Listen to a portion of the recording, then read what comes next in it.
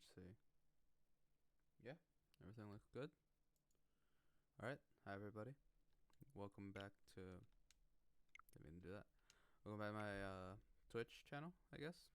As you can tell from the title, I'm gonna be playing Age of Calamity, and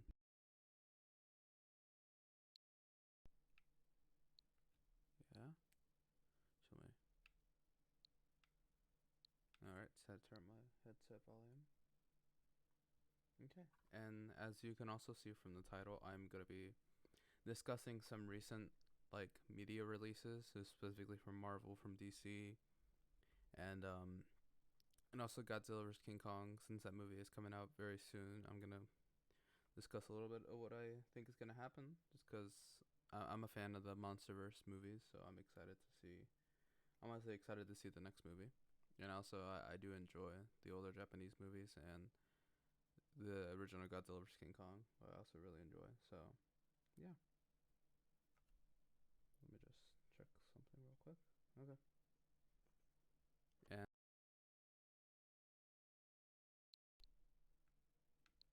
all right, and we can start. So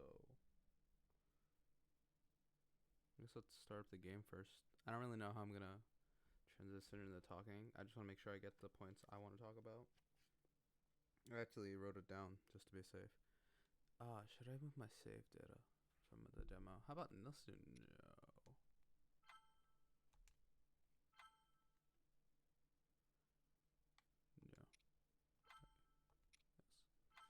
Let's start the game over. Mic very low. Oh, thank you, G. I appreciate that. Okay. Let's see. Let's see what you guys think of that. Let's see if that sounds any better. Uh, difficulty, voice, text, language. Yeah. All looks good to me. Hopefully, I don't get much background noise, but we'll see. We'll see. I'm gonna have to learn to talk a little bit louder. We'll see how that goes. Yeah. Like I said, I wrote down some talking points because there are a lot of things that I want to discuss, and I want to make sure I remember all of them. So, yeah, it might take a while. Oh wait, I have to click on next. My bad. Yeah, the game is loud. Jeez. Okay, I was not expecting that because it will get louder. I turn that down. Thanks, G. Also appreciate that. Let's see here. Okay. Okay. Let's talk about WandaVision. The finale. Well, actually, I guess we're gonna see this first,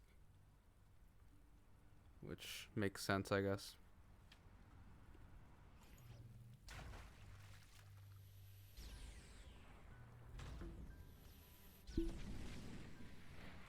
I guess for anyone who hasn't played Breath of the Wild, it might be a little weird, but yeah. I should say Breath of the Wild is probably one of my favorite games of all time. It's an amazing game. Hyrule Warriors is also fun. It's a hack and slash. There's nothing much to it. Nothing creative about it. But I mostly got Age of Calamity because it's continuing on the story of Breath of the Wild, which I really enjoyed. So yeah, I played the demo, so I kind of know a little bit what to do. Don't get me wrong, I'm nowhere near good at this game. So, but we'll see how it goes. So.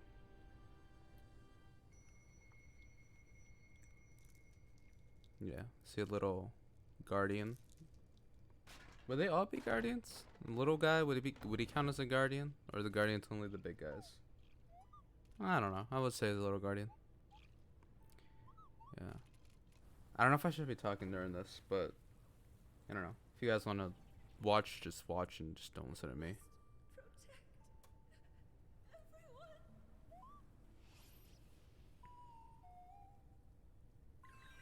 And Age of Calamity is doing time travel, as you can tell. Well, you can't tell yet, but yeah. Basically, this droid time travels, and time traveling isn't anything new in the Legend of Zelda series, but by any means, like they've done this before, but nothing like a portal, which is a little odd in my opinion.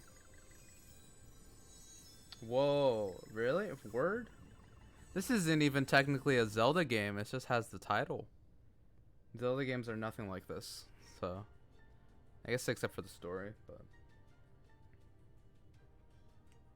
I guess start off with the prequel. It's always a good place to start. Just ask any Star Wars fan. No, I'm kidding. I love the prequels. The prequels are good, except for the Phantom Menace. The Phantom Menace isn't. Sometimes, you know, it just depends. You know, if Phantom Menace is one of those movies where, like, I'll watch it, but I don't enjoy it the whole thing. Yeah, I shouldn't be talking about Star Wars. Jesus is a Star Wars nerd, and I don't want to piss him off or get anything wrong, especially since he knows a lot more than I do. Yeah, like I said, like The Legend of Zelda's time traveled before, like obviously Ocarina of Time. You had the Time of Song, which Link time traveled to with, or used time travel. But this is weird. I mean, it's a portal, so I don't know. And the Knights of Hyrule are just cool. King Ram. I don't know how to pronounce any Zelda characters. Hope you guys can hear him. Let me check actually. I want to check the volume on my laptop. Sorry guys. Yes, we have unearthed the divine beasts and filled volumes with our knowledge of ancient relics. But a barricade of books will not protect us. This way surges a horde like we have never faced before. Even now, the enemy is clawing for our throats. Yeah, it's a little low. I'm gonna turn it up. We must exterminate the monsters roaming Hyrule Field. We'll see. Thus, we'll begin our renewed effort to stop the calamity. Here, now, go forth, and be brave for your kingdom! Yeah, that seems fine. It looks good, so hopefully it's not too loud for you guys. On my screen, it just looked a little loud. Okay, so I gotta go fight these mobs, I guess. Oh shoot, it's been a while since I played the demo. Also been a while since I picked up a Nintendo controller, so okay, let's see. So this is just regular attack. Wait, Y is regular. ZR is okay.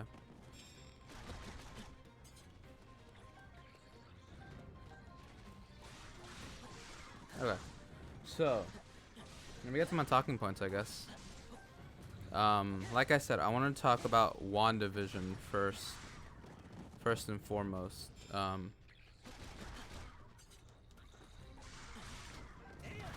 sorry.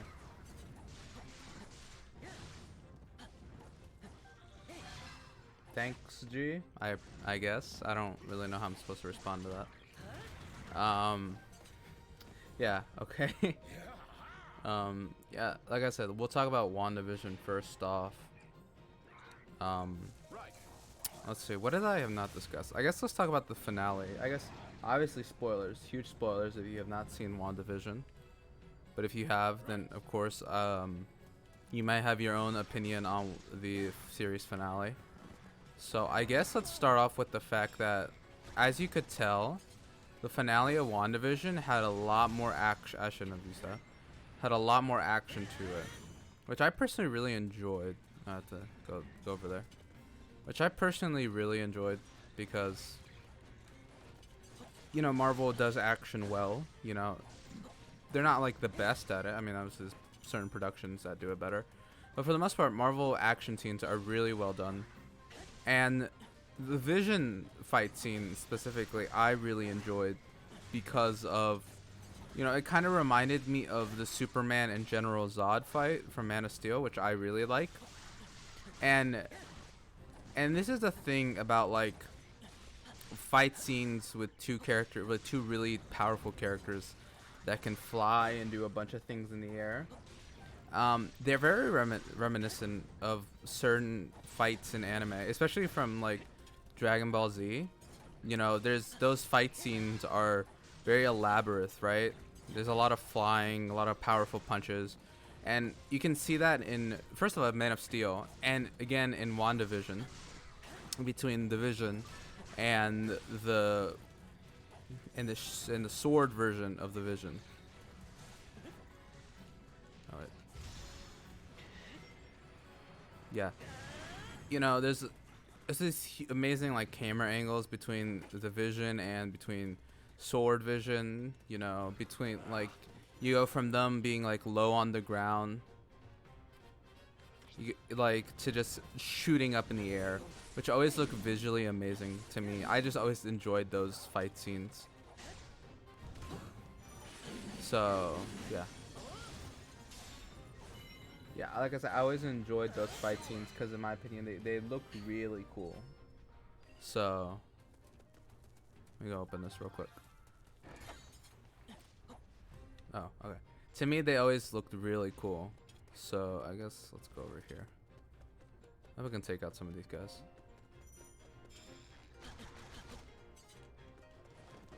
Well, we have a mob slayer among us.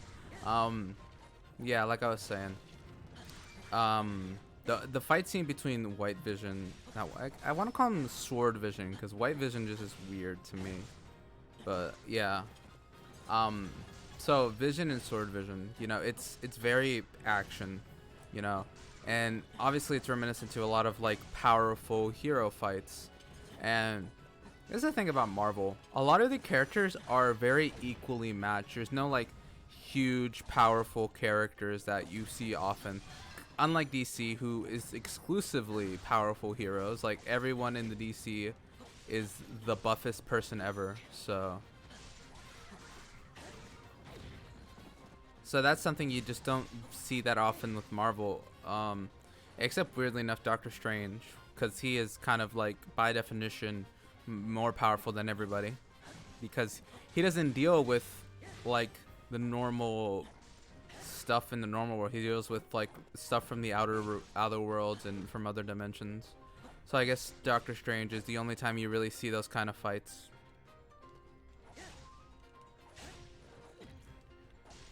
Yeah, and what was I saying?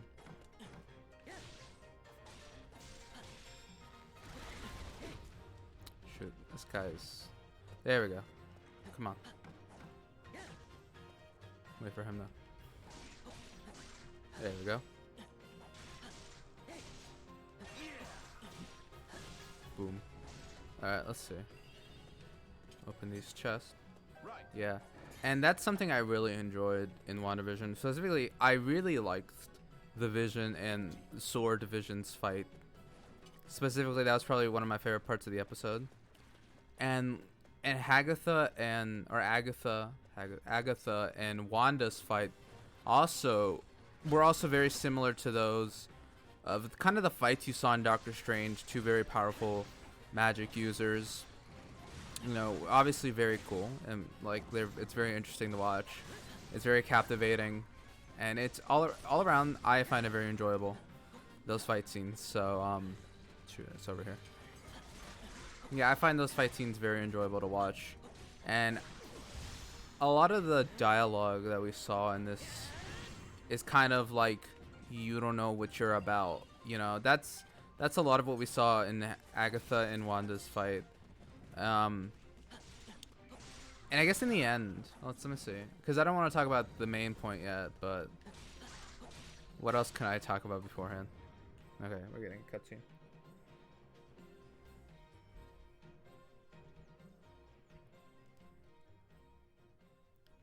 Is this? What cutscene is this? I think I know what cutscene this is.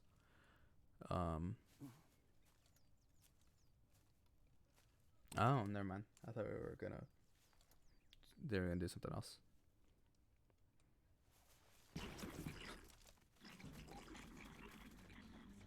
Oh no, they are. Never mind. Impa. Which if you guys didn't play Breath of the Wild, Impa is an old lady in that game. I guess for context, I should. Age of Calamity takes place like 100 years before Breath of the Wild, so there's a 100-year gap between them, between this scene and the opening scene, because the opening scene Is the opening scene the beginning of? No, I don't think the opening scene's Breath of the Wild. Why is this happening? It might still be. It might be right during the takeover. But yeah, but between Breath of the Wild and Age of Calamity, there's a 100-year gap. So, so pretty much everyone's age except for Link and Zelda. They don't age in Breath of the Wild. So this is basically pretty much the same as we saw them in Breath of the Wild, except for Impa. Impa is still alive in Breath of the Wild. She's like an old lady. So.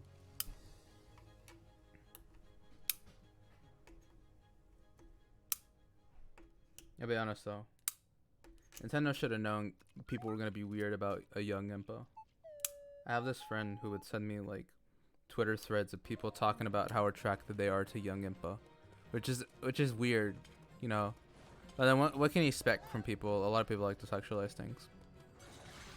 Okay. So I guess now we have a team member. Okay, so let's get to Agatha and Wanda's fights.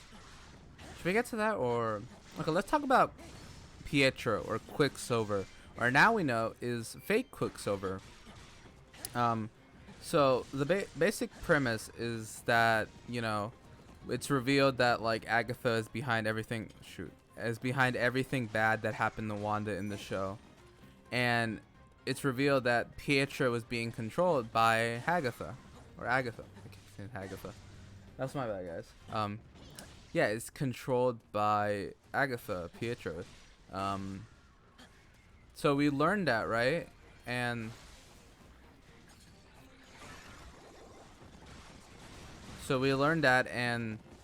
some people were like, "Oh, maybe it is Quicksilver.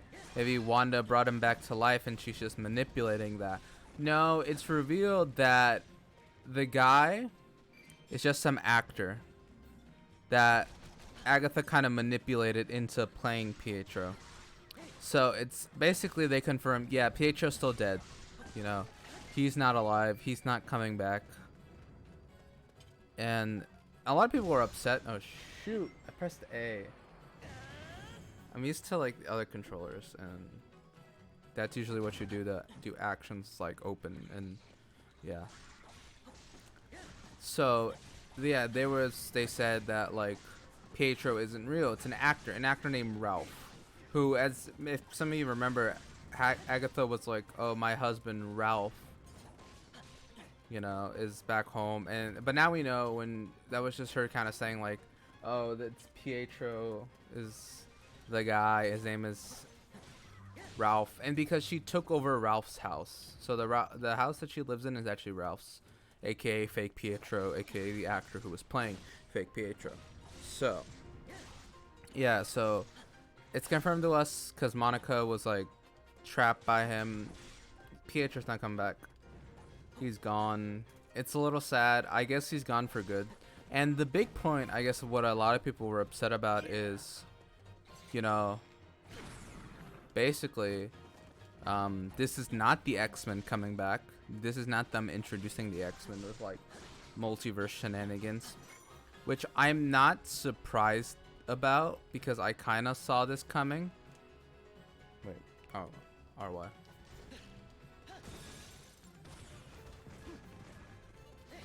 I'll be honest, like I don't know if anyone of you remember this, and I guess a lot of people won't believe me because, you know, you say that you predicted something after the fact, and then people are like, "No, you didn't," just because you want to take credit. But no, I had said this. I didn't think that's how they're bringing the X-Men into. It just felt something kind of. Why would they recast Pietro? Because they're trying to be meta. You know, that was their kind of goal, is to be meta, because it's a TV show within a TV show, if that makes sense. That's kind of what WandaVision was. It was a series that had a TV show, so yeah. And people, I guess a lot of people's main point was like, why would they cast Evan Peters then as Quicksilver? And I guess what I would say to that, and I guess what I assume their mindset was behind that, is they're trying to be meta. You know, there's no reason to it. They did it because they thought, you know, one, I guess it's because they wanted to trick people. two, it's because they just want, there's no reason to it. They're just being meta about it. They're like, oh, there's a new Quicksilver, and it's a Quicksilver that we recognize. You know, I just didn't think there was a reason to it. It's just them like being kind of meta about it. So, you know, which don't get me wrong, I enjoyed.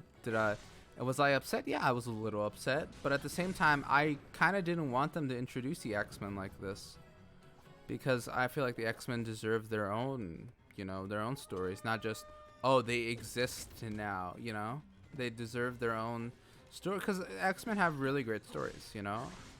And maybe, you know, and maybe especially in the times we are now, the X-Men is a good thing to bring back and kind of reintroduce to people, you know, instead of just, you know, the X-Men, here they exist now. But then again, actually, now that I think about it, maybe Marvel won't go down that path either, because they didn't do that with Spider-Man. You know, Spider-Man has a really good origin story, but Marvel was like, we're just gonna skip that and get to the, like, Spider-Man's already kind of established, which I think which honestly was kind of cool, because a lot of people were like, why didn't we see Uncle Ben die? Why didn't we see the spider bite? You know, it's because we already saw that in multiple movies, and that's what kind of why they didn't do that with Spider-Man. And maybe will they do that for X-Men? Maybe, just because if they did that for Spider-Man, why wouldn't they do that for the X-Men? But you know, then again, Marvel does change their mind pretty often, so we'll see what happens, honestly, when it comes to the X-Men. So yeah, that's just my take on Pietro not being real.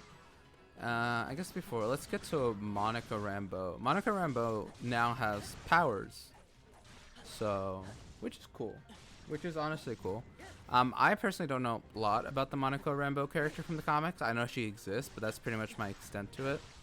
I don't know a lot about her. I don't really know if she's a good character or not. I mean, I can't say because I don't know anything much about her. But I am excited about it. Don't get me wrong. I am very excited about what they're going to do with Monica. Personally, because hopefully they can improve the Captain Marvel show. I mean, Captain Marvel series or whatever Captain Marvel's going to be, like the movies. Because frankly, I didn't enjoy the first one. It's not that good. It's not really worth anything. And I hope they can improve that. And I think a lot of people give Brie Larson a hard time. I enjoy a lot of what she does. Honestly, anyone who was in Scott Pilgrim, I really enjoy. So I guess that's me kind of being biased towards her because she was Envy in that movie. But for the most part, I hope they do better with Captain Marvel, and I hope they realize their mistakes from it. And hopefully it'll be good. Hopefully Monica Rambeau can improve the movies and improve, hopefully, Carol Danvers' character. So, but we'll see what happens with that. Let's see, is there anything else that's important to bring up? Fire Wizrobe has appeared. Fearsome monster, please let me handle this. Okay. How do I switch? You can now place info. There we go. Okay.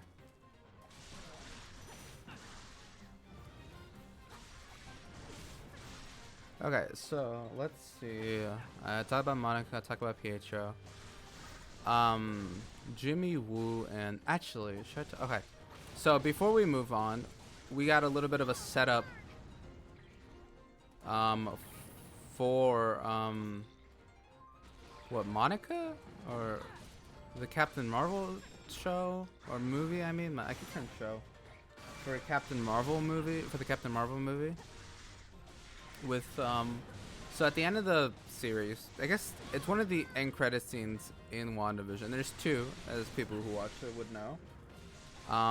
We see Jimmy Woo and Carol Danvers talking, not Carol, Monica Rambeau talking, and then an agent is like, Monica, you're wanted in the theater, and the agent comes like there.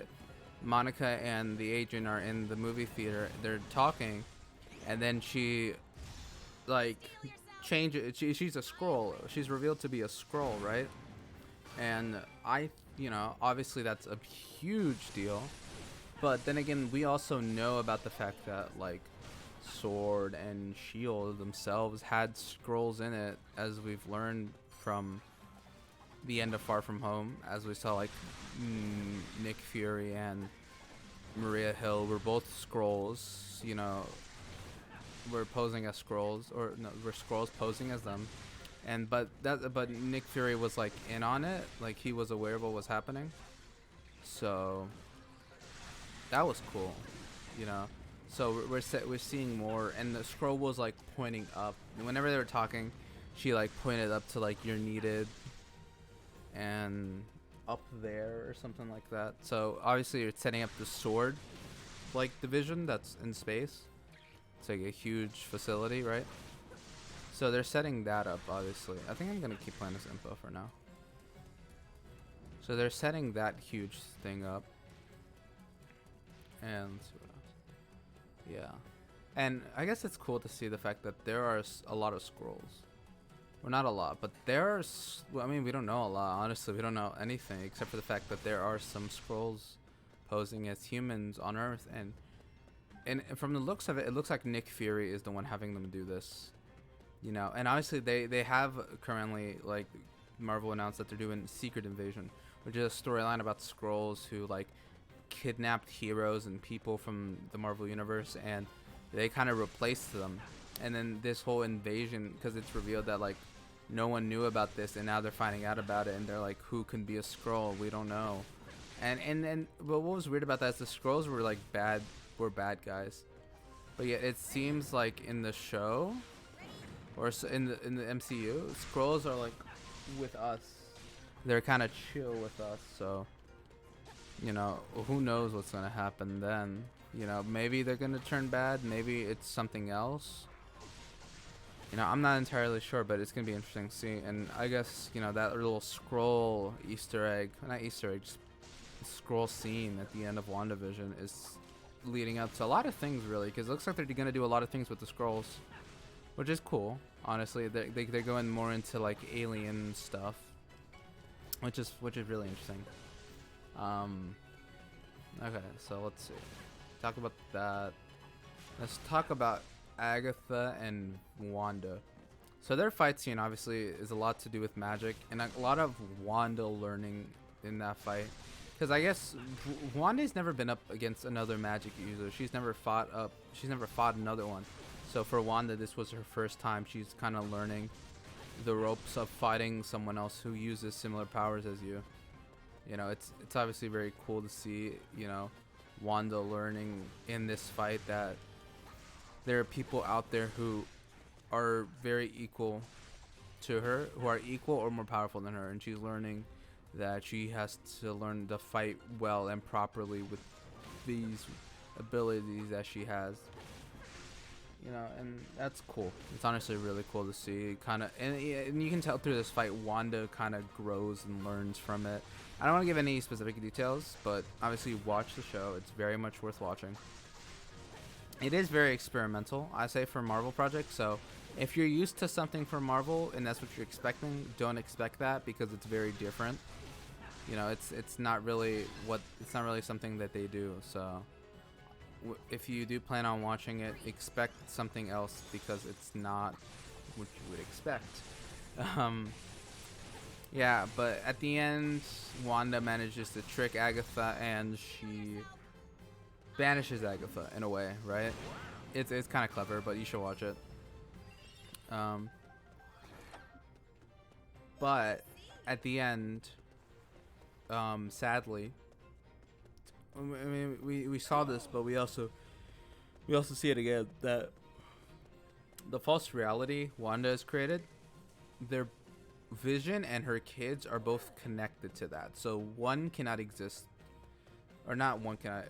The kids and Vision cannot exist without the pocket of the universe she created, because they're connected to it, and they can only exist. So I press the wrong button. They can only exist within each other. I mean, they can only exist within that universe. No. Link, you go over here. I'll meet you there. Shoot. Is that important? No. Oh, shit. Yeah, so but at the end, Wanda has to get rid of the pocket dimension she created because she kind of like learns that, you know, she's hurting the people that live inside this world, and she can't really, she doesn't feel good about it. She is upset with herself about it, and you know, it's a little saddening to see. But at the end, Vision and the kids are gone. You know, they're quote unquote dead in a way, and it's really sad to see. You know, Wanda basically loses her family, and obviously it's affected her deeply. You know, it's her family. You know, any loss of family is deep, deepening for everybody, for anybody really. It hurts. But and there's this really touching scene between Wanda and Vision, kind of like, you know, it's like we found each other, we'll find each other again, something like that. That, you know, Marvel's like saying, yeah, Vision will be back eventually, just it's not yet, you know. And obviously it's sad. It's sad to see. So let's see what else story wise. Let's see, where do I? Oh, right here. Where are the rest of these guys?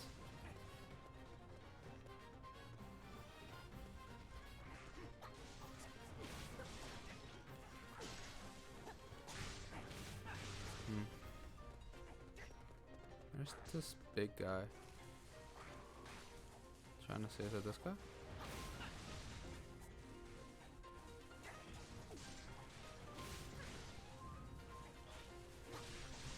Oh, it's that guy. It's you, isn't it?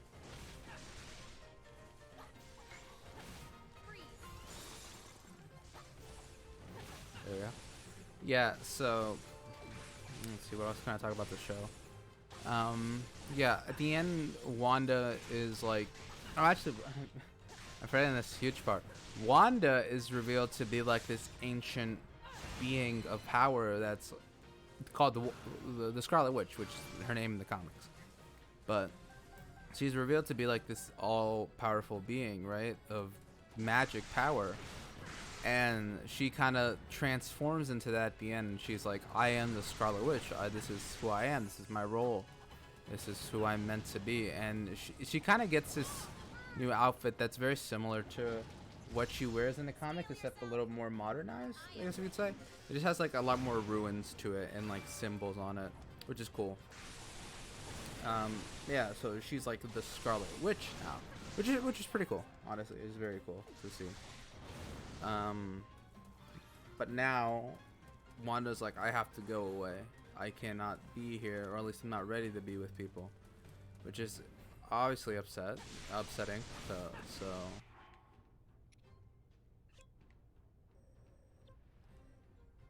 let's see here. Most of this is fine. I just have to go over here. Okay.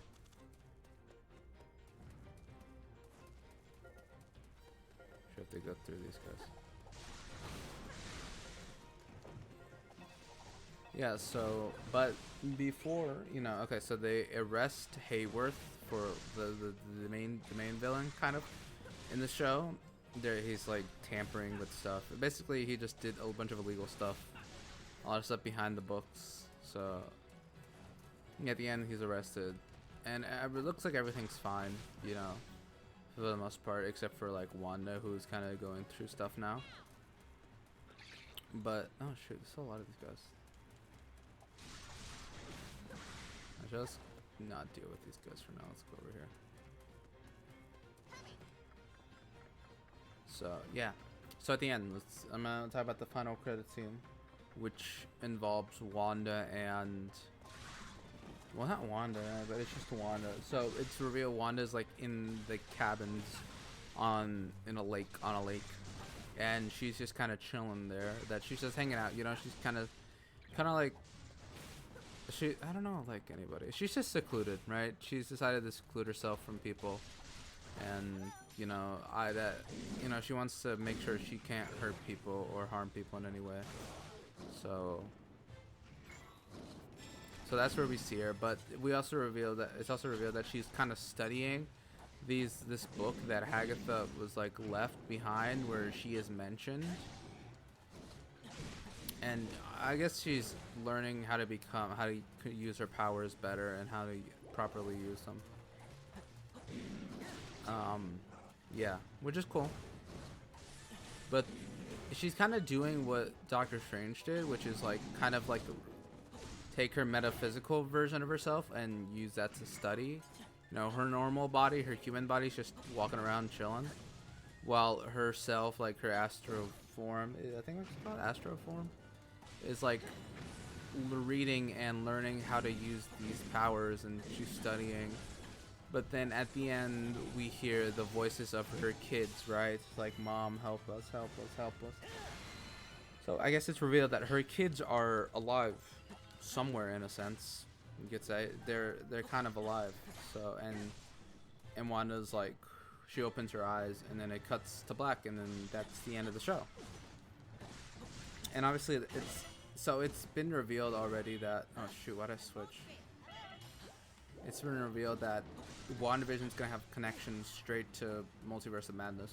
So I guess we could theorize that Wanda is gonna go ask Strange for help, like, hey, this happened to me, what do I do, right? So what am I supposed to do now? And yeah, and that's pretty much it. You know, there's a lot more you can obviously talk about the show, but for the most part, that's what I wanted to talk about. All around, I personally really enjoyed the show. While it is a lot different from what Marvel has done in the past, and I honestly, I can kind of see a lot of why people like just didn't enjoy it, why some people just didn't enjoy it as much, or why you might dislike it. I can honestly understand that, but personally, I really enjoyed the show. I had a lot of fun with it. I thought it was really interesting, and it had some really cool. It just had some really cool scenes to it. Yeah, and obviously we learn a lot about Wanda through the show. Obviously, because she's half of the show. Honestly, I feel like we just didn't. In the end of the day, I feel like we didn't learn all about Vision, which I guess at the end that's not really the point. We weren't really supposed to know a lot about Vision. It was mostly there to learn about Wanda, which is cool. But yeah, so I don't really give ratings. I don't like to give ratings personally. I just don't like it. I just think movies and show are subjective. You know, a lot of people feel differently about a lot of different things. So I just don't like giving ratings. All around, I was entertained. I thought it was good. Is it worth a watch? Yes, it's definitely worth a watch. But it's not for everybody, I would say. So, yeah. I guess moving on from WandaVision, let's talk a little bit, because I actually really want to talk about the Snyder Cut. So the Snyder Cut was released. Justice League, Snyder Cut's Justice League Snyder Cut. Is that what we got? Is that the full title? Actually, wait. Let's wait a little bit and see what happens first before we talk about that. Which, let me say, I was really happy when it came out and when it was announced, because I was kind of focusing on that because, or I was like reading a lot about the Snyder Cut and kind of like paying attention to what was happening to it, because I obviously, like, a lot of people did not enjoy Justice League. You know, it was awful, honestly. And for a long time, I personally just didn't really like Joss Whedon. Like, yes, he did really well with Avengers and Age of Ultron, and, you know, he has his own projects that are very well done, but personally, it worked with Marvel, but when they were like, Joss Whedon is doing this, and I'm like, no, why? This doesn't sound good. Let's see this first. So is it Guardian? Okay. Oh shoot, I have water. I hate to say it, but we have little hope of figuring this out on our own.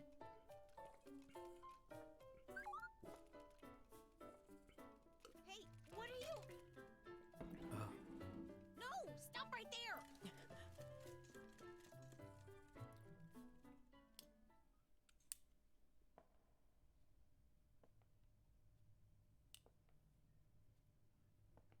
Each of you has served your kingdom admirably. Huh.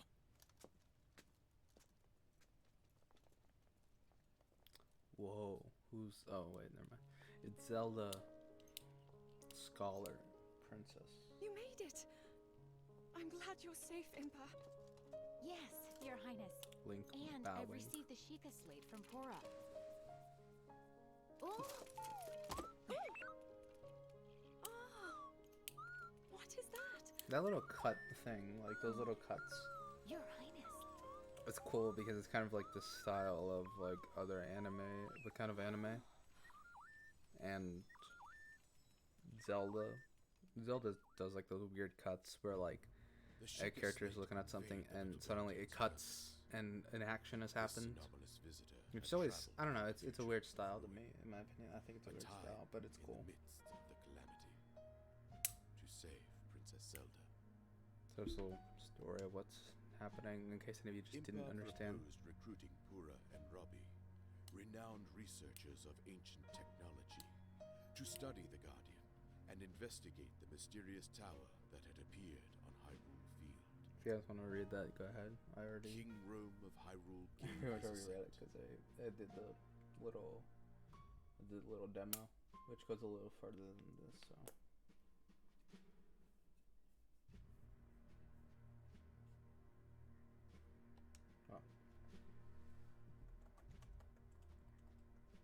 oh, go.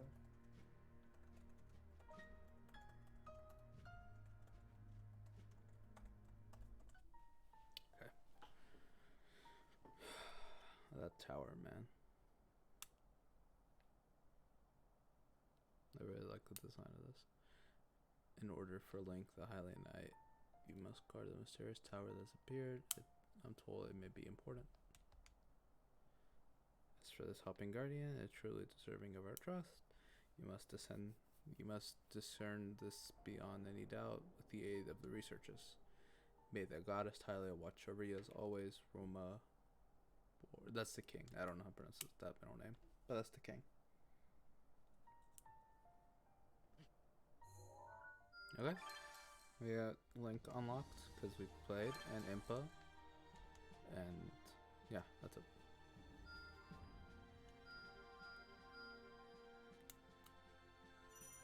Map of Hyrule, like we have in Breath of the Wild.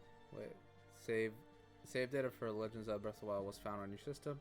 Acquire a bonus weapon. Nice. Is that it? Congratulations, you played the big game, and now you get one wooden sword. What is this? You can go cook food. But do I have enough material? I do. You're assisting, basically. You did well. Oh, cool. So I guess it's like a crafting mechanism, kind of. And of course I'm gonna get it. I don't have enough for that. Actually, let's look at these. Do I have enough for this stuff? I do? Yes, I do. That's nice. I learned it. I guess it adds to the combo. I don't have enough for that. Let's see. What about this over here? I do. Sweet. New power, new hope. I probably won't remember to do a lot of this stuff. I cannot help that one. Okay. I guess we go here. Party. Cooking. No effect. I probably won't need that. I'll probably save that. Let's go.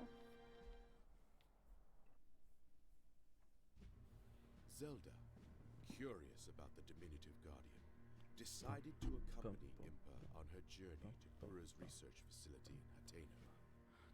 With Link acting as bodyguard, they made their way to the ancient tech lab. So you guys want to check out the new guys? Oops. Oh, that's what.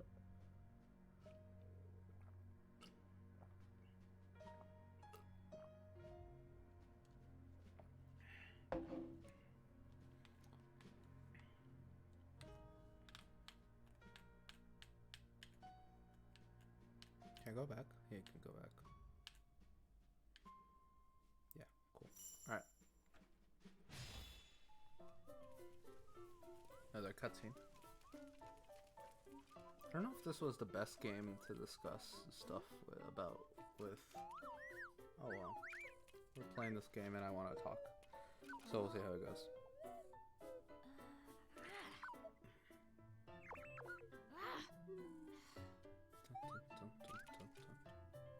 Why is it so attached to me? As most people know, it's because it's solid. Whatever Because could it was be, like, little one? whenever it went, before it went back in time, it saw Zelda sacrificing herself, and now she's like, oh, this is the chick. That's her. I know you. I've seen you. I suppose So that's all we what- can do is wait for Robbie and the others at the lab to analyze it. Agreed, Your Highness. Oh shoot.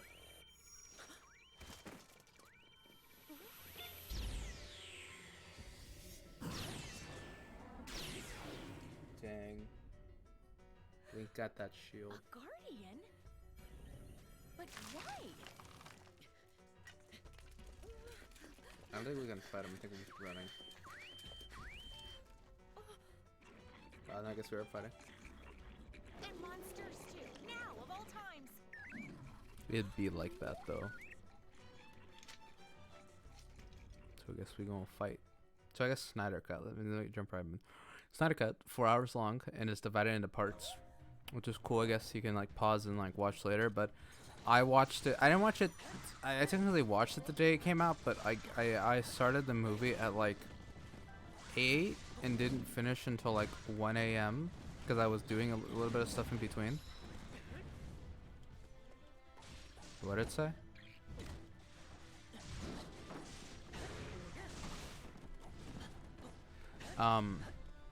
So yeah, Snyder Cut, 4 hours long, divided into a lot of parts. All around, the story is so much better.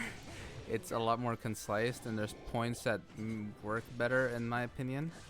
All around, it's a good movie. It's really enjoyable. I enjoy it a lot. It's a long movie, but like I said, it's divided into parts. So whenever you get to a new part, you can just kind of pause, walk away, take rest, do whatever you're gonna do. And yeah, but all around, it's really good. It's a lot better than the Josh Whedon version, like I was saying. And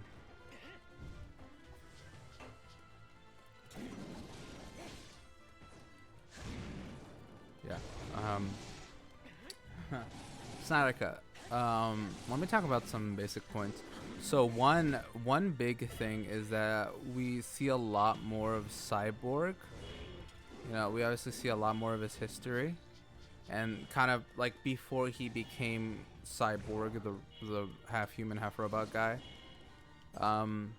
We saw a lot more of him.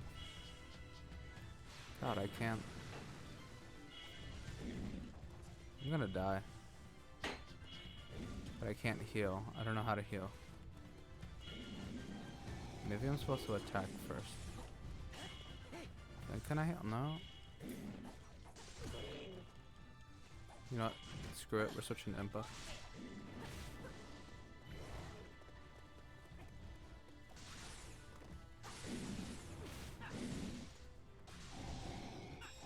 Yeah, and because in the Josh Whedon cut, Cyborg kind of just like exists, and he's like hears him, feels sympathy for him, and that's it. You know, that's pretty much it. You know, it's just you don't learn a lot about the character. You don't learn a lot about what hurts him, what makes him hurt, and why he's kind of like rude in the beginning, and why he kind of hates everybody. And he doesn't, you know.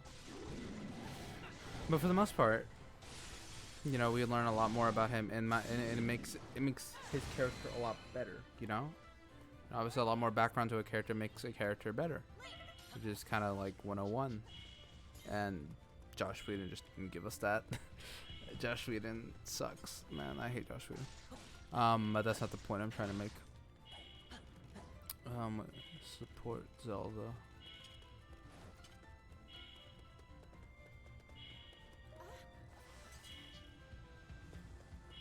I'm gonna die.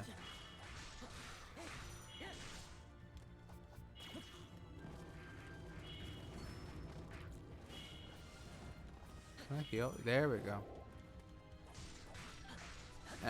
Yeah.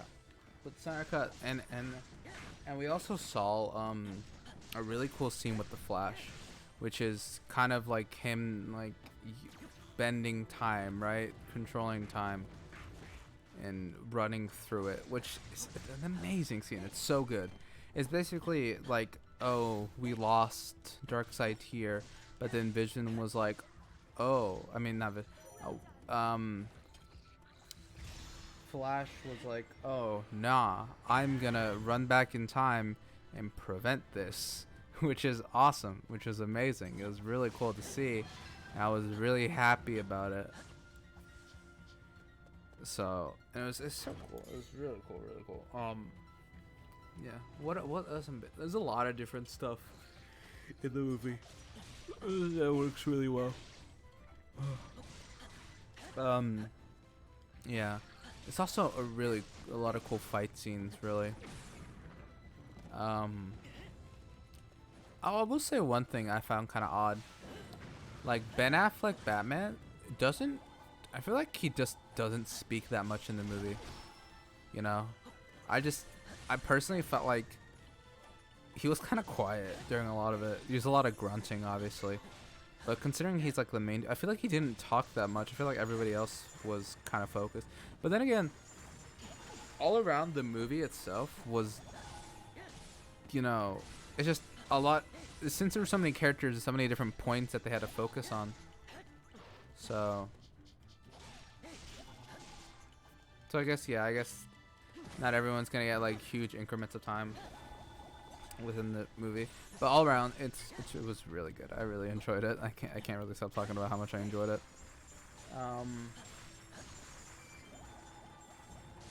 There you go. And let's see what else. Oh shoot, pick that up. Should I use magneses on that? I think I should.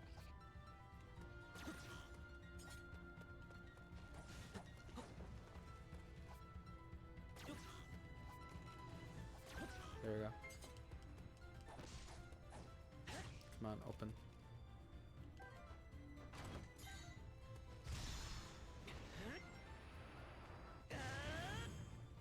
Should amend that.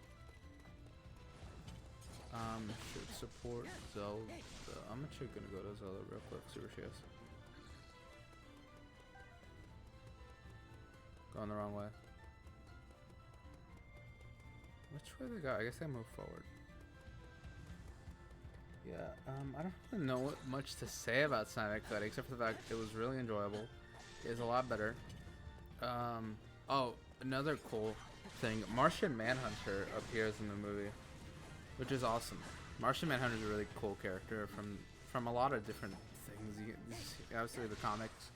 He was in Justice League, the animated series, it's a really good show. I really loved watching it. And Martian Manhunter is like a main character in that. Part of the main ensemble of Justice League. That does not look right. Yeah, Martian Manhunter was obviously very cool to see, and he has like a smaller part in the story, you could say. A small significant part, but at the end he like reveals himself to Batman. He's like, "Yo, what's up, Batman? I'm Martian Manhunter. You know, stuff is gonna go down soon, and you're probably gonna need more manpower. You know, so if you ever need some help, hit me up, and I can help you guys out." And Batman's like, "Cool, dude. Weird to reveal yourself now. Not during that whole fight we just had about saving Earth, you know." So, you know, but cool. I guess it's cool. It's so cool to see Martian Manhunter. You know, I guess I can't be too upset about it. Sorry, guys. Let me take a yawn real quick. Alright, going this way. Yeah, but Martian Manhunter shows up. Another cool detail, or I guess in general, what I like about it, the movie itself is. Oh shoot! I have to lock onto this.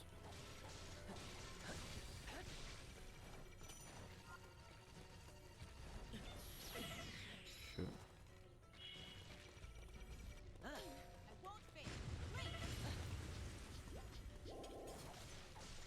I don't think there's any real way to attack him. Oh, let's try avoid.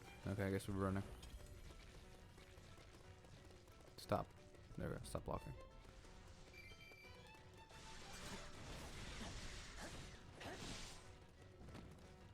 Let's go through this. No. We're not supposed to go through this. Come on, guys. Keep running. Shoot. That usually works. No, I keep meaning. I don't mean to switch. No, Zelda. Why'd you just run into them?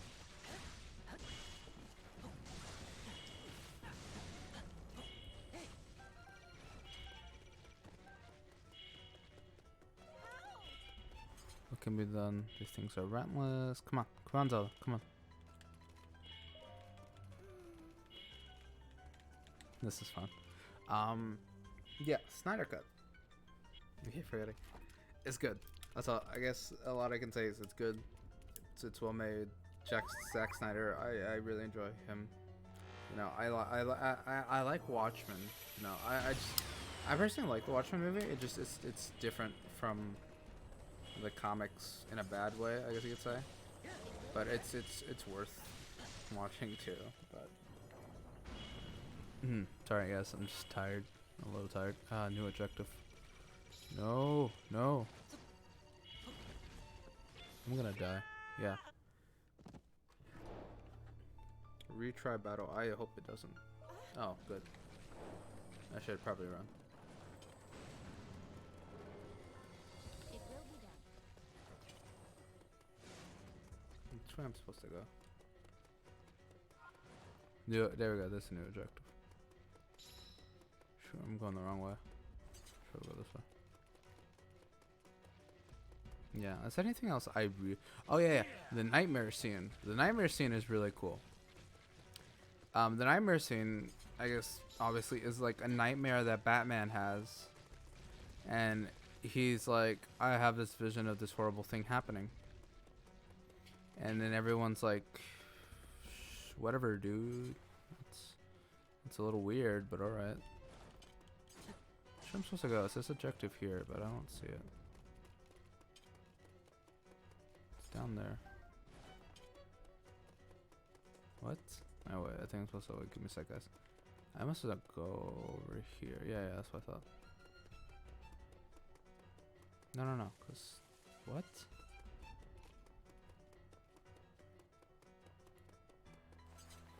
Oh shoot. Where am I? Okay, let me go through here.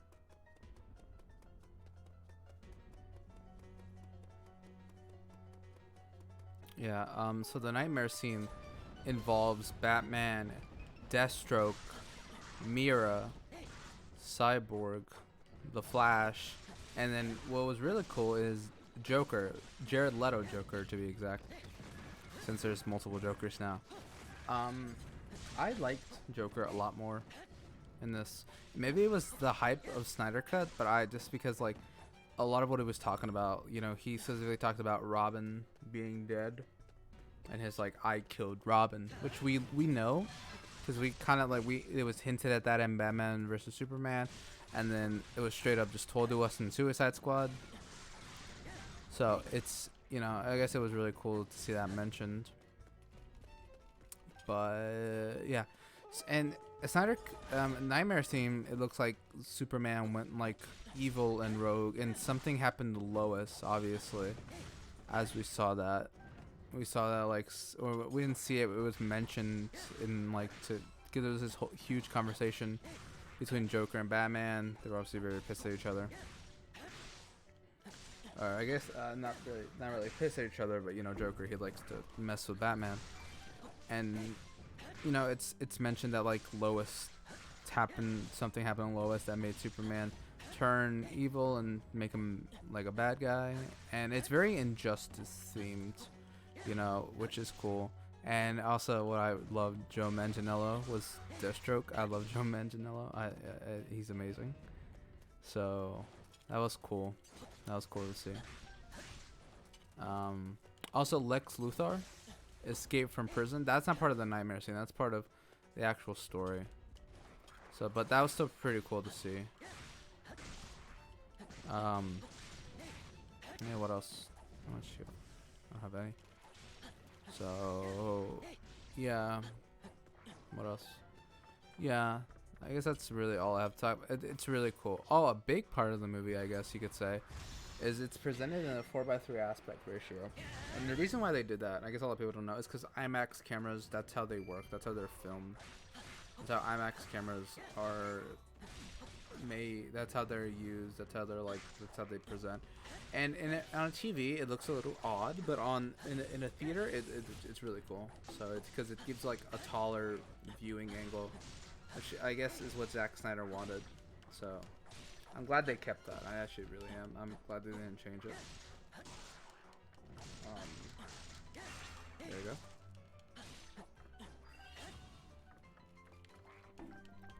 Let me scoot up my chair. Hope I don't hit anything.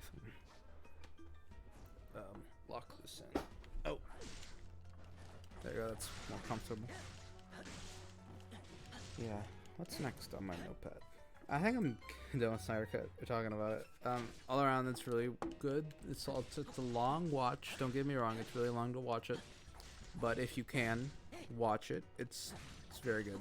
It's really good. And especially if you didn't like Justice League, it's so much better, man. It just.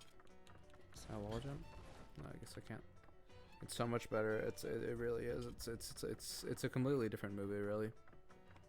So it's really good. It's just really good. I guess that's all I can say.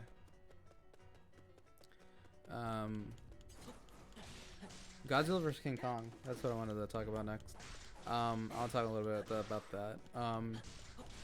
The movie is coming up this month, soon. Actually, I guess no. Let's talk about that. Actually, I still have 3 more talking about. Shoot. Yeah. Godzilla vs King Kong. Actually, no. Let's talk about the new show, The Falcon and the Winter Soldier. Marvel Studios' Falcon and the Winter Soldier. Huge release, man. It's according to the numbers, it's big. The release itself is bigger than WandaVision and The Mandalorian. And this is something I guess a lot of people would agree with me on this. The Mandalorian, obviously, very good show, very well made. It's a Star Wars show, but a big thing I guess a lot of people don't realize, it's if you look at all the Star Wars show that they're planning, you can argue that it's probably like the least ambitious one. It's like the smallest production wise, even though it's like this huge production and it's still very ambitious. Out of all the Star Wars shows, and really a lot of like Disney Plus originals that are on tier with it, it's very not up there with a lot of the heavy hitters, you know, in my opinion. I guess a lot of people could agree with that. Like the Mandalorian is big, but geez, there are going to be some bigger shows than that. And I guess you can see that with the Falcon and the Winter Soldier, because shoot, Impa's fine. She's fine. She doesn't need my help.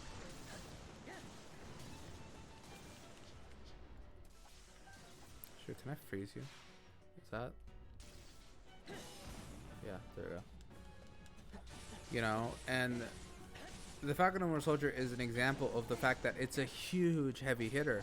Because, okay, one, it's not like WandaVision because it's not experimental. It's not like different. It's something Marvel does well, which is like these action spy thrillers, you know, and I guess it makes sense because it's something that they've made before, you know.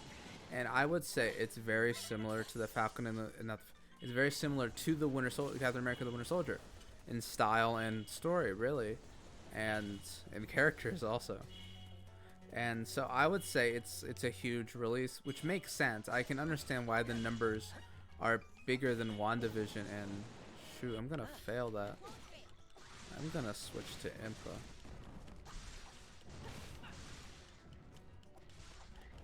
I gotta get to Link. Shoot. Okay. Yeah, so I guess let's talk about Falcon and Winter Soldier, the show. If you haven't seen the Falcon and Winter Soldier, spoilers. So the action scenes right off the start are very, very well made, you know. Specifically for the Falcon's fight scene. It's so cool, man. It's so cool. It's really cool to see that after not seeing Marvel content in a while. You know, I was really happy to see it. And shoot, I probably have to go this way, don't I? Yeah. Go. Okay, it's gonna be a long walk. But it's something that Marvel, you know, they're cool at. They're good at. It's the action scene was really cool. Falcon. It's a lot of Falcon flying, which is what he's good at. But then also a lot of acrobats and guns. It's really cool all around. And the Winter Soldier, you know, he has a little bit of like fighting. It's not as much as the Falcon, but you know, for the most part, we also see a lot of story with these characters. We kind of see like what their life is like right now after the Blitz, and what they're up to, you know, and for the Falcon, or for the Winter Soldier and Bucky, basically, you can kind of see he's suffering through kind of like the guilt that he has had, that he built from being the Winter Soldier. And now we're kind of seeing a little bit more about that. He's in therapy, obviously, and what it seems like a military kind of thing. I don't know much about it. I don't really know a lot about PTSD. I guess you could say. I guess that's what it would have, right? I don't know a lot about, you know, what it's like going through war, so I can't really say exactly what it's called he's going through, but you know, he's obviously going through stuff, and he's going through therapy, some kind of military therapy. I don't know if it's a thing, because like the psychiatrist mentioned, she's a former soldier. Like she used to fight. She was sure it can't heal. Shoot. Okay, I should probably pay attention. So yeah, but for the Falcon and the Soldier, we see a lot more story than action, because, well, I guess first off, we just straight up just don't. The Falcon and the Winter Soldier just don't really meet up yet. They don't get together yet. They're like off doing their own stuff so far. So we don't. So I would assume the second episode we see a lot more from them. But yeah, the basic gist we get at the end though is that Falcon, actually no, you know, it's really something else really cool from the show. We got like a cameo from the War Machine, from War Machine. You know, he was like at this thing, Falcon. So basically, Falcon looks like he's giving up the shield. He's like, it's not my shield. It's not mine to have. And he gave it to the Smithsonian, who put up in display. And there's this big ceremony that he had to speak at. Oh shoot. Shoot.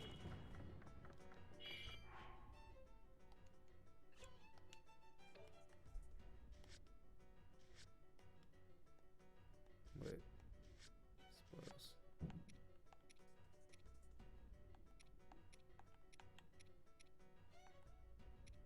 Nothing here that I could just set up.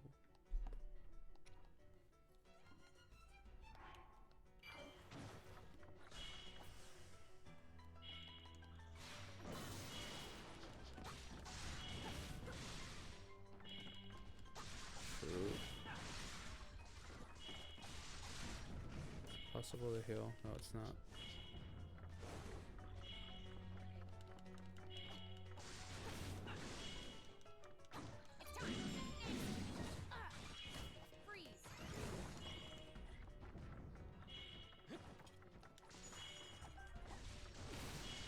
Trying to build up a little bit of my gauge here.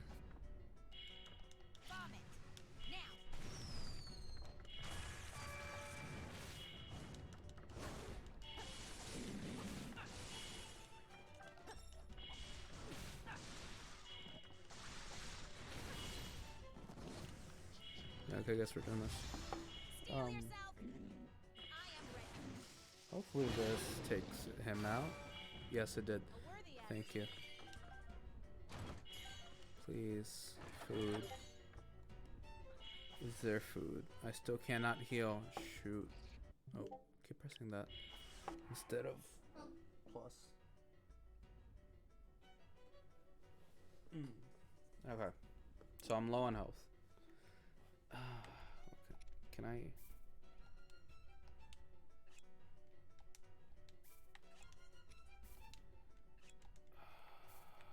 What do I do? Okay, I gotta think here. Just still have a lot to do. I'm probably gonna die. How am I supposed to get more health? That's what I don't know what to do. Check on Link. Oh, Link can heal. Okay, I'm gonna go back to Link. Because he can heal a little. Impa's pretty much dead. So I'm gonna have to be careful about that. Oh, shoot. Okay, here we go. Activate a Guardian.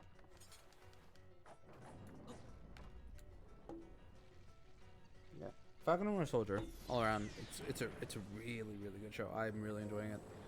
Yeah, so back Smithsonian, Falcon gives up the shield, and he's like, this is the right thing to do, I shouldn't have it. And so the Smithsonian has it on for display, right? And he's like, at least it will be somewhere nice, you know, somewhere where it can be appreciated. But at the end of the show, because Falcon is going through this stuff with his family, right? And he's trying to help his sister out who's financially not doing so well. Can I just jump? Yeah.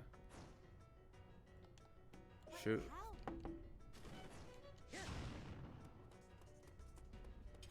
So who's financially not doing so well. And you know, there's this whole storyline between him and kind of like his sister, which is cool because Falcon has a sister. I don't know if that was something we heard about beforehand, but it's something not anything I can remember. So Snyder Cut was terribly. Wait, for real? For real, EC? Do you not like it? Word? Word, EC? Word? Damn.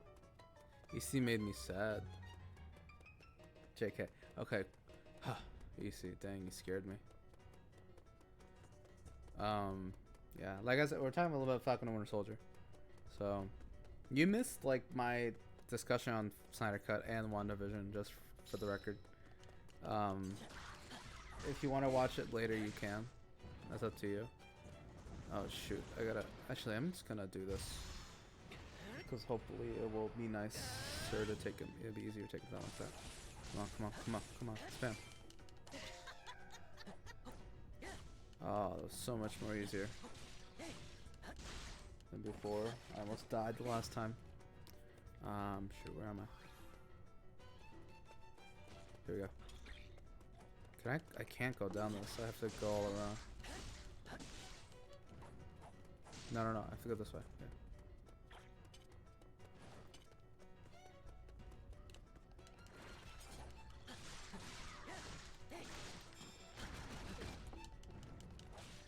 Okay. Yeah. Falcon. Okay. So then at the end of the show, it's revealed that like the U.S. government had other intentions. They basically take the shield and they give it to a dude, and it's like, this is your new Captain America, and it's John Walker, who is like, was it U.S. soldier? I think it was called. I think it was called in the comics. So he's now basically, there's a new Captain America, and Falcon is like upset because he, like, obviously because they lied to him. They were like, you know, the shield is going to be in a good place. We're going to keep it here with us. It's going to be up for display so people can watch it and pay their respects to Captain America. But they're like, no, we're taking it and we're making a new Captain America. You're not going to be Captain America. Which is what, you know, Captain America wanted. Steve Rogers wanted. But no, that's not what they did. So, where do I go now? I guess I go back. So, yeah. So, and now Falcon's upset. And I guess Bucky will hear about this soon. And I am assuming they're going to steal the shield. Because I doubt that they would giving up willingly. So, and obviously we see a lot of setup for the main villains of the show. Which is like this terrorist anarchist organization who believe that everything was better during the blip. So yeah, and it's also, I found this a little cool. There's this line from War Machine, like allies are now enemies and treasons and treaties are like all ripped apart now, which is cool because you kind of see like the political effect that the blip had. You know, these once powerful empires or like countries are now like kind of torn down because of the blip. And now it's a little bit of what do we do now? You know, people are gone. We don't know what to do. And we see a little bit of that you know, that there's some tension between countries and societies, and you know, it's a lot of like, obviously the MCU is in chaos right now because of the blip, and a lot of people don't really know what to do right now. So where am I supposed to go? I think I went the wrong way. Shoot, I think I have to go this way. Okay. And yeah, which was cool, interesting, obviously. And oh, something else. Bucky is making amends for what he's done. You know, that's kind of what he's working on. And I don't want to go into it because I think it's something that's worth watching to see exactly what's happening. But it's cool. Bucky Barnes basically is trying to make up for what he's done, or just apologize for what he's done. You know. And okay, so let's stand here.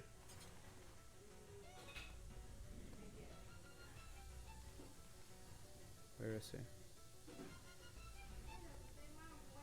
What? I'm supposed to bring the Guardian over there. Okay. Oh shoot, I'm missing the gate terribly. Okay. Is it over here? What? Oh, there he is. On the verge of defeat.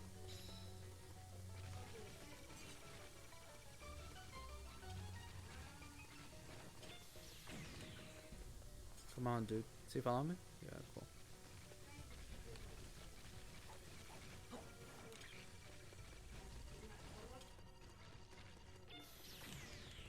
Okay. Cool. Didn't take too much time. I don't think he's dead, but obviously he's not. He's gone. Oh shoot. He's like gone. I don't think Captain's dead. I'll say that. Shoot. There you go. Come on. Come on. Shoot. This way. So, I don't think he's dead. But people basically think he's just gone, you know. And we're kind of hinted at the fact that people know that he's not dead. They know he's like around, quotation marks, but that he's just kind of gone now. And he's not coming back. So, yeah, he's not dead. I don't think he's dead, and I think the world doesn't think he's dead, and it's not really entirely clear. But obviously, it's the first episode, so we're gonna learn a lot more later on. Shoot. Run. Can I heal? No, I cannot.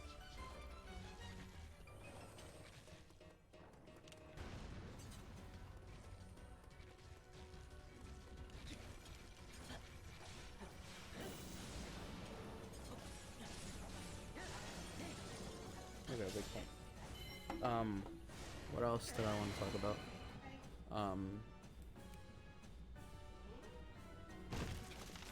Let's see. Shoot. Yeah, Falcon Winter Soldier, really well done so far, for the most part, and looks like it's gonna be really cool. I'm really excited for the next episodes, and it's only 6 episodes. But each episode's an hour long, so it should be really cool. It should be interesting. There's still a lot more they're going to set up with. And I'm really excited, personally, so... I need water. Do I have... Shoot. Running low on water. I'm talking a lot. My voice is starting to get a little sore.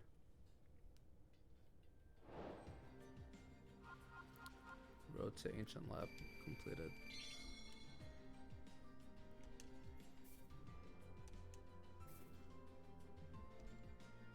How long have I been streaming? That's an hour and a half. Secret cameo and Falcon Wars. I already mentioned that. Did I? Yeah, you're talking about War Machine? Because you're saying secret. Damn. Because you're saying secret. This is technology, the likes of which I've never laid eyes on. Which means we've got ourselves a brand new, never before witnessed Guardian battle! Robbie. Genius electrician. Devices like the Sheikah slate, Oh, which are shoot. Give me a sec, guys. I gotta stand up. such ancient relics. Ow, that hurts. Fragment of such technology. I Stretch a see. little. That explains why all of us were able to use the Sheikah slate. In addition, this here doohickey is loaded with data. Information. We Cool. can't even fathom. Oh yeah. So Falcon Winter Soldier. I guess this is my ending with it. Falcon Winter Soldier, really well done, really well made. I'm very excited for what's gonna happen next. And anyone who hasn't seen it has to go watch it. It's really well. I'm gonna try not to spoil it a lot because it's obviously new. So, but I want to talk more about it, a little bit more of the story. So go watch. It's really good. You should definitely watch it. Okay. Godzilla vs King Kong. As you can see, I'm just gonna straight up and say it. some of the data. It's gonna be a tie. Much of it was 100% guarantee tie. They're gonna Even fight so, some kind of if I analyze monster what we or something received, I may bigger. be able to Maybe make a sense of robotic, more of like it. Mecha King Ghidorah or something like that, The ruin the calamity or will bring. King Ghidorah in upon some our kind own of Hyrule. fashion. If we allow this to pass, If it's not a tie, I fear our personally, hope will I be think lost. Godzilla's. I mean, not Godzilla. Even everything But we've King done Kong up is gonna until win. now Why? Because likely won't be Monkey always wins. That's just a If I don't fact. succeed, Also, because in the original King sealing Kong won, so. calamity- Never. This will not come to pass. If people were trying to pay attention to the story, I'm sorry. I'm just going on about King To stop Kong versus Calamity Godzilla. Ganon, it was crucial that they possess the sword that seals the darkness, the latent power dwelling within the Princess of Hyrule. More and the story. might of the four divine beasts unearthed EC says, across "Whoa." the land. Do you disagree? I mean, do you not think Monkey will win? Monkey is best. Monkey is better. That's just a fact. However, No, thank the you. path to victory was strewn with obstacles. Korok Forest, where the legendary sword slept, had been overrun by monsters. Legendary sword, and the master Princess of sword. Hyrule's power showed no Master signs sword, of man. awakening. Yes, Monkey. Monkey will always win in my book. Lamenting the kingdom's plight, Um, King Rome sent is his there anything else I want troops to talk about to Godzilla gather vs King Kong? pirates I think and that's about wild it, beasts. really. It's coming out soon. It's coming out Alongside this month, which I'm whose really brave excited about. conduct had earned him a role Except as I'm the not going to knight watch it when it releases. I promised my friends that we watch it together, so I'm going to try to keep that promise. So hopefully they don't get mad at me for it if I do accidentally watch it or slip up. They're kneeling. You intend to let this relic follow you around? Yes. Yes. If After we'll watch talking a to little story. Cora and Robbie, we thought it would be best. I will remind you once again, I accidentally muted myself. above all else, Let's see. your duty is of the utmost importance. We got everything marked on the list. Are we clear? Yes, we are clear. I understand. And I will honor my duty.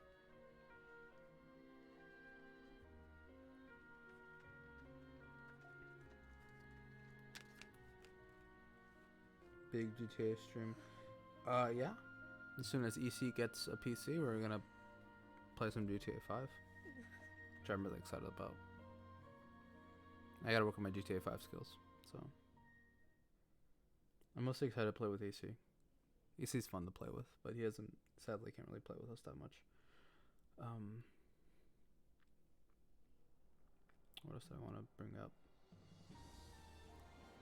Okay, here's something I really want to talk about. So I don't know if anyone remembers, but I had mentioned that I don't think Black Widow was going to get premium access because of the fact that Black Widow is this big money maker kind of thing. It's Marvel, so they make a lot more money than other projects. They pretty much always make $1 billion at this point. And I was very certain that they weren't going to do a premium release for Black Widow. Except they did. They announced it recently for June 9th? Sometime in June. Let me check. I'm actually check real quick because I want to I want to get this date right. Yeah, they said that they were gonna do premium access. They officially announced it, right? And I don't know how I feel about it. I'll be honest. I'm a little conflicted. Oh, July 9th, which it's a while away, really. But I guess they wanna push it a little bit until, because if COVID hopefully gets better, they can say, oh, I guess we're doing only theaters now. Then maybe that's why it's so late. Because realistically, they could do it now, really any time before July 9th. But maybe they want to push it out a little bit so people can like buy it. I mean, so people can actually watch in theaters instead of premium access. Because honestly, they probably get more money from from theaters than premium access. Because honestly, Black Widow is a movie that needs to make $1 billion. And why does it need to make $1 billion? Because Marvel Studios is heavily investing into a lot of different projects right now. As we saw, actually, I have a list. I have a list that I usually keep with me. I probably have to update it soon.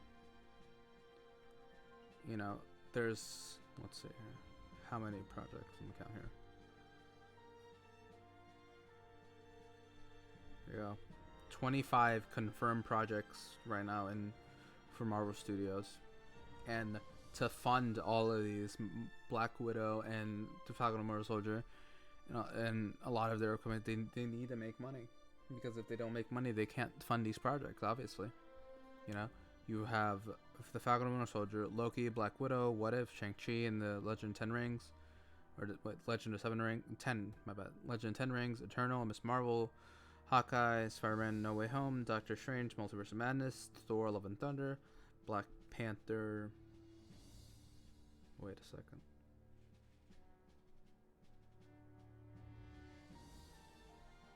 That's not right.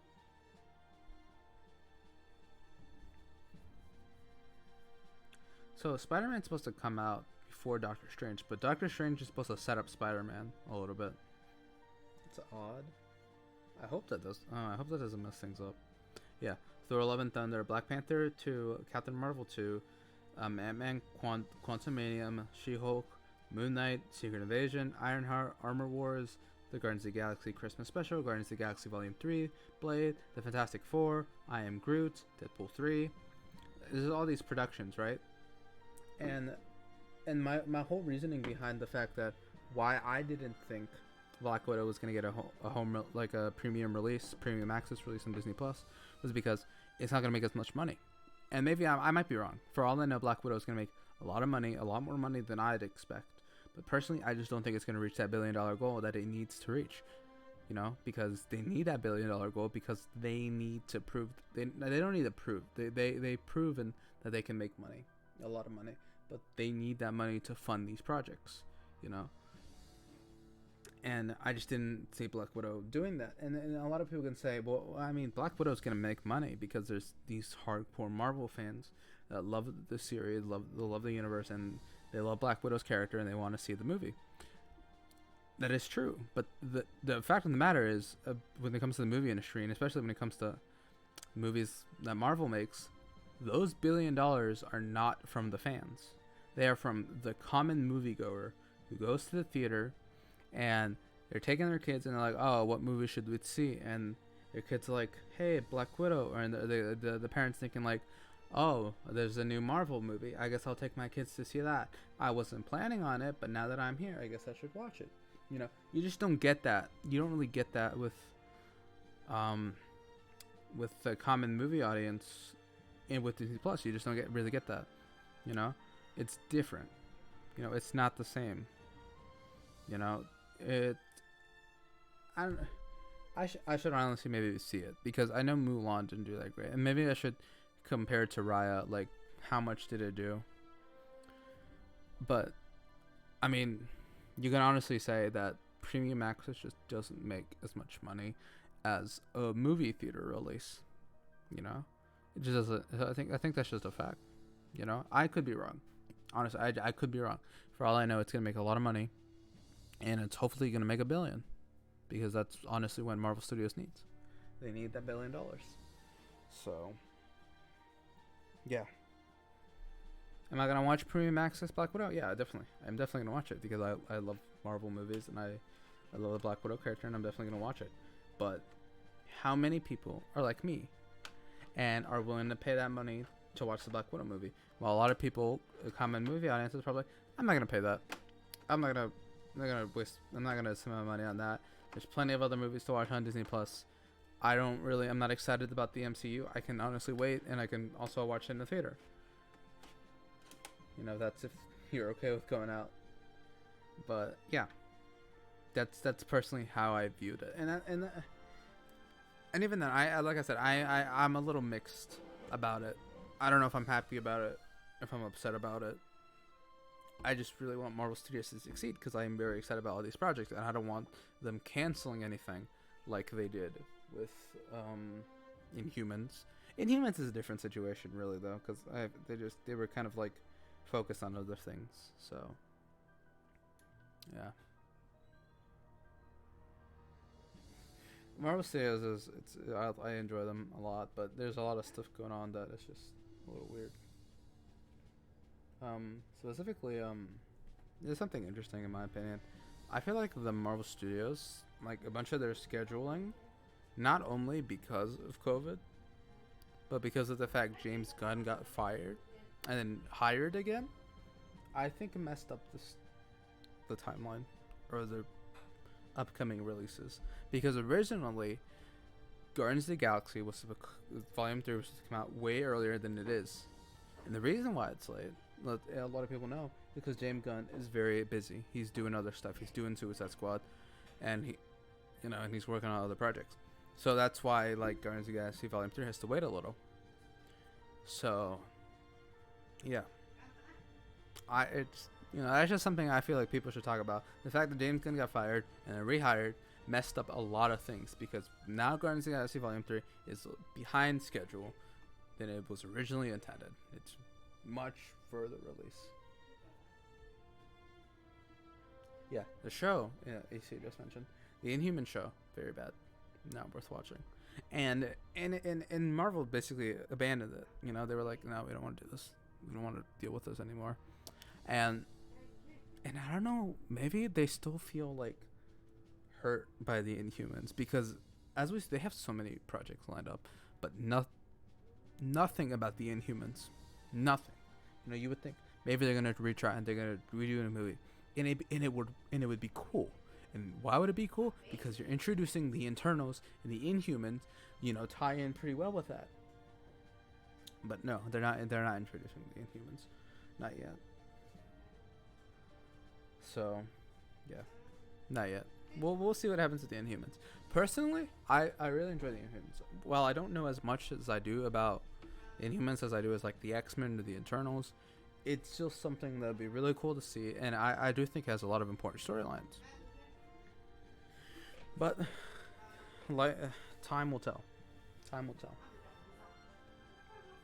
I don't know really what else to talk about. I don't really want to go into another level, because I feel like if I go into another level, I might get tired. Or I might get real tired. So let me just see. I just upgrade this. Complete. Thank you. What about you, EC? You got anything you want me to talk about real quick? Oh, I got some time. It seems I've grown stronger. What else can I? Yes, upgrade that. Explain right now. Explain right now what? Why?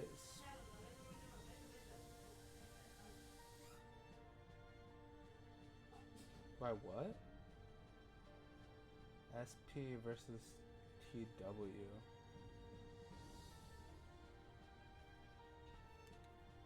I actually don't know what that is. What is that? Scott Pilgrim. Oh, why is it amazing? Okay, that's easy.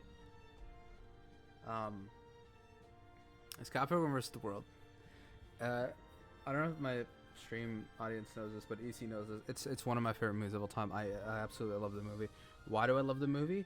Visually, it's amazing. You know, the camera angles, the camera shots. Edgar Wright is an amazing director, and he, you know, his comedy goes to another level because of how he accents it with the camera shots. You know, there's wide shots and, you know, like clear shots where like the screen swipes, which normally would be very cheesy. You know, it's something you just don't see that often, except in Star Wars, because George Lucas is George Lucas. He can do whatever he wants. But Edgar Wright does it in a way where like it works visually with certain objects. You know, he does it. It's hard to explain unless you see it.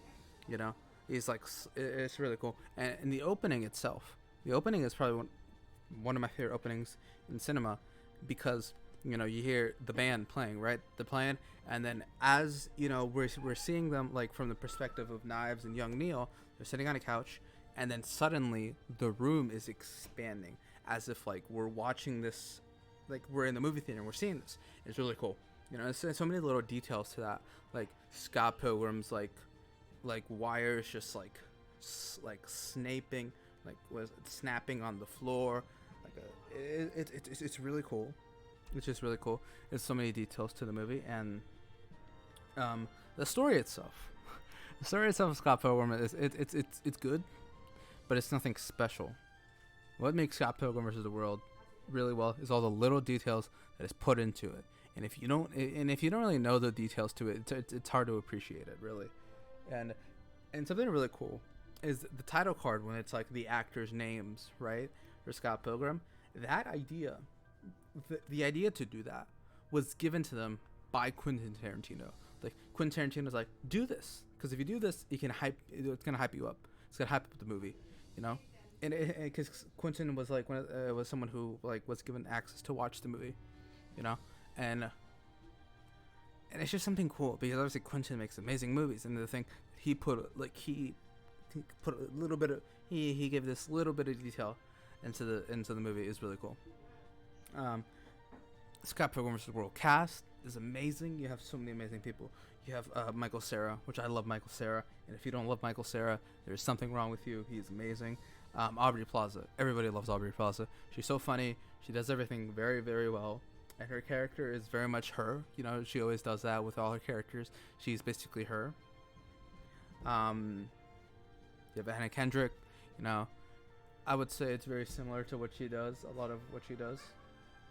You know, this kind of peppy girl is the sister. You know, nothing special there. Mary Elizabeth Winstead, she does Ramona very, very well, in my opinion. And sort of like closed and shut off from everybody. She does it very well, obviously. Ellen Young, this was her first movie, I believe, and she played the part of Knives very well, you know. And she does Knives really well, in my opinion. Sorry. You have Brie Larson, obviously, and I know a lot of people have mixed feelings about Brie Larson because of Captain America, but I like her as Envy. She does really well as Envy. You know, it's just Envy. It's just she's cool. Right? I'll be honest. I think Envy is cool. All right, I think her character is really cool, and yeah, I really like this performance also. What else? The music, I personally really like, and it's not even a genre of music I don't really listen to, but yet it's really well done in the movie. And the fight scene between Scott Pilgrim and the Katsunagi twins is really cool, in my opinion. A lot of the music, kind of like the air and the airflow of the music, and a lot visually, you know, the characters are into it. It's intense, and you can see, and a big part of the movie is it's the whole video game aspect, right? The video game aspects of the movie, you know, it's, you know, the combo attacks, the fight scenes, like the KO stuff, the defeated, the points, and it has so many cool hints, like the Chaos Theater is a reference to the Chaos Theater from Earthbound. You know, what else? There's all the little Legend of Zelda sound effects. And in the beginning, what's really cool is when you open a chest in Legend of Zelda, you get the da-na-na-na, and you hear that sound effect whenever Scott opens the door and reveals like knives as sort of like this treasure that he has. You know, it's really cool, and there's so many. You can just and the Universal 8-bit logo is also something really cool. It kind of like introduces to what you're coming into, and something else. A lot of it, like details and little details, like the X's, right? Like the 7 evil X's. A lot of them have signs to the numerical position, right? Like the first X, Matthew Patel. He has like a lot of references to the fact he's one. You know, whenever he points with one hand. His eye is covered. One of his eyes is covered, so he only exposes one eye. You know. Yeah, and then Lucas Lee, right? The second evil X, he points with 2 fingers. He has the number 2 tattoo. What else? And whenever he talks to Scott Pilgrim, he's like, Scott Pilgrim, it's going to take me 2 minutes to beat you up, 2 minutes, because second evil X. And then a lot of the evil X's, like, there's a bunch of, like, reference to the numerical value, or the numerical position in, you know, the spectrum of first X to 7th X, you know. It's cool. I like it. It's so many different details to it. What else? I love this movie so much. Shoot, what else I talk about? I just think it's really cool. Oh, this is really cool thing that I find so interesting when it was pointed out to me. Scott Pilgrim in the first 2 fights, he doesn't fight until his roommate Wallace kind of like does this fight thing, like in Street Fighter. You know, you don't fight until the announcer says fight. In Scott Pilgrim, he does not fight until he is told fight. You know, and those little details. And there's so many different little details in this that I think are so cool. You know, and I guess why I'm more passionate about Scott Pilgrim than I am is something to do with the fact that it failed when it came out. It failed. Why? Poor marketing, I would say. I think it's because it failed. Poor marketing. It didn't do well in the box office. It should have done well because it's such a good movie and it's so well made. It is a lot of little details, really, and I can't point them all out. There's this YouTube channel, you know, like Cinema Sins. There's one called Cinema Wins. He has like a 2-parter on Scott Pilgrim, which I think is worth watching. If you haven't seen that, you should definitely watch everything good about Scott Pilgrim vs. the World, which is personally, like, I think is really well made. Obviously, he makes good made video. He makes well made video. But he's also someone who also appreciates what Scott Pilgrim was, you know, and how it was made and the attention to detail that was put into it, you know, and yeah, it's all around. It's a really good movie that I feel that people definitely have to recognize a lot more, and the fact that it still holds up. It still holds up after 10 years. It's coming up on 10 years of this movie, and it still holds up really, really well, you know. And yeah, what else can I say? What else are left to be said? The movie is obviously, Edgar Wright is sadly an underappreciated director.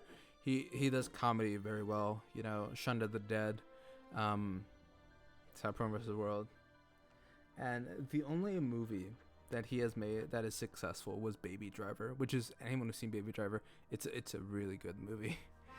Baby Driver is also a really good movie, but there's Scott Pilgrim. It's just, there's something to it, man. It's just hard to describe sometimes. It's really well made. You know, I don't know what else I can say. Sometimes you need to appreciate it, a movie, for the detail that's put into it. Sure, I guess the story is lackluster, but it's just so many references. It's just hard. There's so many references, so many attention to details. It's hard not to appreciate it. And I like finding these little things in movies. I personally do. And that's what makes it really enjoyable for me. You can point out these little things. Yeah, I was gonna say, watch the video by Cinema Wins, because he can describe it so much better than I can. Yeah, I guess that's about my little tangent on why I love Scott Pilgrim vs. the World. It's a movie that I just really love, and I only very recently discovered it. I'll be honest, within a year I discovered it, but yet I appreciate it so much. You know, I really do enjoy it. Okay. I think that's it. We're getting close to 2 hours, and my voice is honestly starting to get sore. I think I'll stream tomorrow, hopefully, if I have time. Hopefully you guys can join me for that. And I don't know what I'll do. So, we'll see what we'll play. Well, I'll play a little Minecraft. It's been a while for me since I played Minecraft on the stream. And maybe we'll play a little survival. I don't know yet. We'll see what happens. Is it gonna save?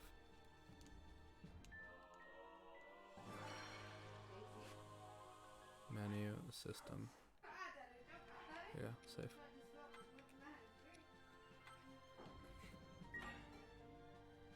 Can you hear that? Can you tell? Yeah, my voice hurts. It kind of hurts. I ran out of water. I'm about to drink a smoothie. So, hopefully it should be nice. Okay. So, thank you. Thank you for watching. Thank you for letting me speak on my mind on different opinions. Honestly, maybe I could go more in depth. I'd have to like write down my points that I want to talk about, because right now, we'll be honest, like during, you know, kind of our lockdowns and everyone having to stay home, you know, a lot of our media has been focused on kind of older media, and people are trying to like pump out new media, but obviously because a lot of productions have been delayed, it's just a lot. It's very difficult to see them, you know, and it's very difficult to make them. But the fact that they're coming out, these movies and productions, they're happening, they're coming out, they're all coming out soon or have already been released, and it's really great, honestly, to see that people are making these projects and movies that people can enjoy. And yeah, oh, the Oscars. I want to talk about the Oscars, but I'll save that for another time, because I have not seen any of the Oscar movies because I didn't know what to watch. Because normally I would focus on theaters, but because I'm not really at a theater right now, it's just hard to focus on it.